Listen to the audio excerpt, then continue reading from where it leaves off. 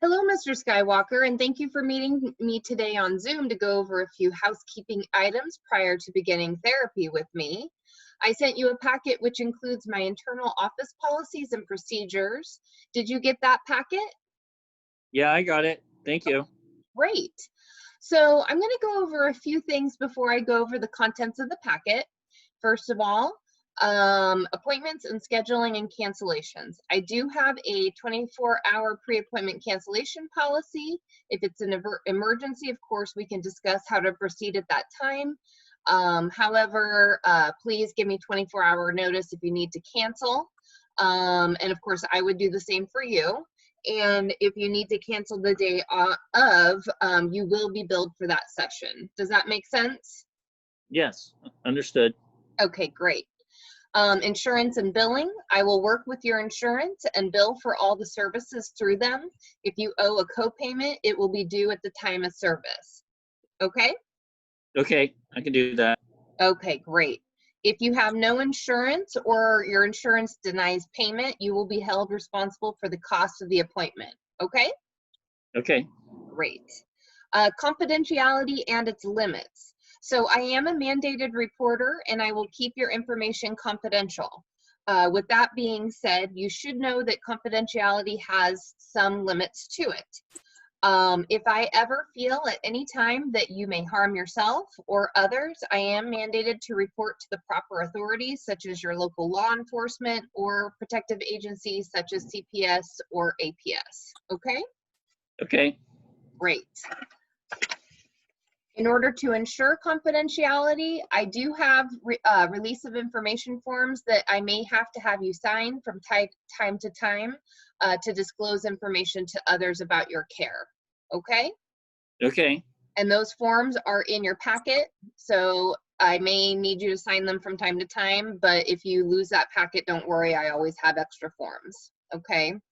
okay, There's also information in there about HIPAA, which is the Health Insurance Portability and Accountability Act, and essentially that's just the federal law that states we need to keep your health information and your insurance protected, and I do not disclose without your release. Okay? okay. Okay. Is there any questions so far? No, not this time. Okay. All right. Great. Thank you. I'll also just want to let you know at times I may need to consult with outside resources. So for example, in your case, if with your specific treatment plan, I don't feel that I have the skill set to meet the needs of what's going on with you, I may need to consult with a professional. In that case, I would still have you sign that release, but I would not tell them your identity. It just would be more to allow me to have that conversation. I would let you know if that's the case. Also, there may be instances where I'm just not able to meet your needs and I may refer you on if that's the case, but we would have conversation about that as we move through. Okay, any questions about that? No, I get it. No Okay. questions. Okay, and there's some information in your packet about that if you want to read up on that. Also, crisis could happen. So I sent you a form in there that's called When in Crisis. It's a helpful form that has phone numbers on there for you and what to do in the event of a crisis. And of course, if anytime you feel necessary, call 911, okay, if you're feeling like you're Okay, in need of help, immediate help. If you reach out to me during a crisis, of course, I would probably need to have you sign a release to talk to hospital personnel, but we would, cross that bridge when we get there. And of course, if you are hospitalized, I am able to assist in the face of emergency. However, ongoing care would be determined by your insurance and your ability to pay out of pocket possibly, if that's the case. Okay? okay, Okay. In addition, therapeutic boundaries. Our relationship is clinical in nature, therefore, all of our interactions will revolve around therapy. So, in other words, I cannot meet you for coffee or lunch. Got it? got it. Okay. Understood. All right. Cool. Thank you. If you have any questions, of course, just let me know. Also, I want to let you know that your therapy goals do matter.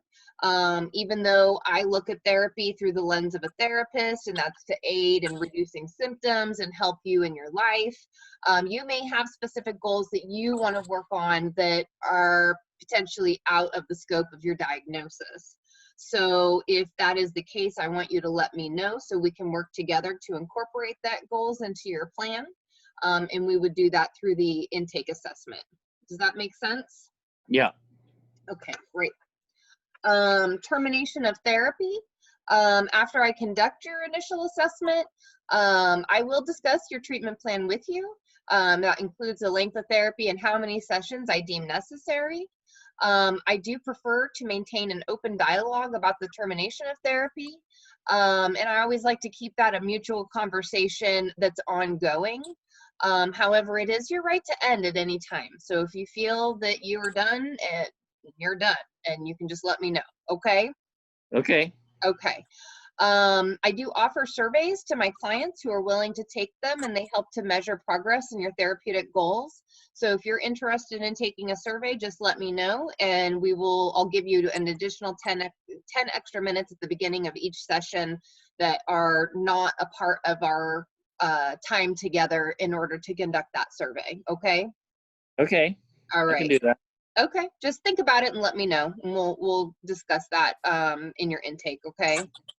So far, do you have any questions about any of that kind of housekeeping stuff? No, not at this time. Okay, awesome. All right, so moving on, I do want to let you know about informed consent, and essentially it's just telling you about therapy and its impacts. Sometimes therapy can, after you're done, you can feel all kinds of emotions, sadness, anger, all kinds of things can come up. I encourage my clients to determine what's best for them to how they deal with their post-therapy sessions. So I'm just letting you know up front that sometimes it doesn't feel good at first, but usually it does feel better in the days to come. So I encourage my clients to kind of create a regime as to what will help them feel better after they leave my office. We can discuss about that in your therapy goals further, but do you have any questions about that or how therapy can make you initially feel bad before you feel better?